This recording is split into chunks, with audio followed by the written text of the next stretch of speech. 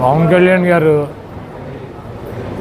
ఎక్కడ యుద్ధం చేస్తాడో, చంద్రబాబు నాయుడు గారు ఎక్కడ యుద్ధం చేస్తాడో, బీజేపీ వాళ్ళు ఎక్కడ యుద్ధం చేస్తారో, అసలు ఎవరెవరు కలిసి యుద్ధం చేస్తారో ఇంతవరకు పవన్ కళ్యాణ్కి, చంద్రబాబు నాయుడికి, బీజేపీకే తెలియదు. ఎవరు యుద్ధానికి రెడీ, ఎక్కడ ఎవరు యుద్ధానికి రెడీ వాళ్ళకి తెలుసా? కనీసం వాళ్ళకన్నా క్లారిటీ ఉందా? ఇప్పుడు పవన్ కళ్యాణ్ ఎన్ని చోట్ల యుద్ధం చేయబోతున్నాడు, ఎక్కడ యుద్ధం చేయబోతున్నాడు ఆయనకి తెలుసా? ఆయన పార్టీలో పనిచేస్తున్నటువంటి కార్యకర్తలకు కానీ, నాయకులకు కానీ, సీట్లు ఆశించే వాళ్ళకి కానీ తెలుసా? చంద్రబాబు నాయుడు ఎక్కడ యుద్ధం చేస్తున్నాడో, ఏ సీట్లు యుద్ధం చేస్తాడో ఆయన పార్టీ వాళ్ళకి ఆయనకి ఏమన్నా తెలుసా? బీజేపీ వాళ్ళు అసలు వీళ్ళతో కలిసి యుద్ధం చేస్తారో లేకపోతే వాళ్ళు విడిగా యుద్ధం చేస్తారో? ఒకవేళ చేస్తే 3 చోట్ల చేస్తారో, 7 చోట్ల చేస్తారో, 12 చోట్ల చేస్తారో కనీసం వాళ్ళకన్నా తెలుసా? అసలు వాళ్ళు ఎక్కడ యుద్ధం చేయాలో ఎవరికి క్లారిటీ లేదు.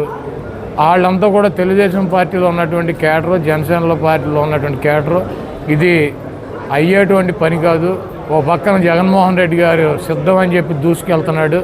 మనం యుద్ధం అని చెప్పి ఆ సిద్ధం పక్కన ఫ్లెక్సీలు పెడతాం తప్పించి చేయగలిగింది ఏమీ లేదు.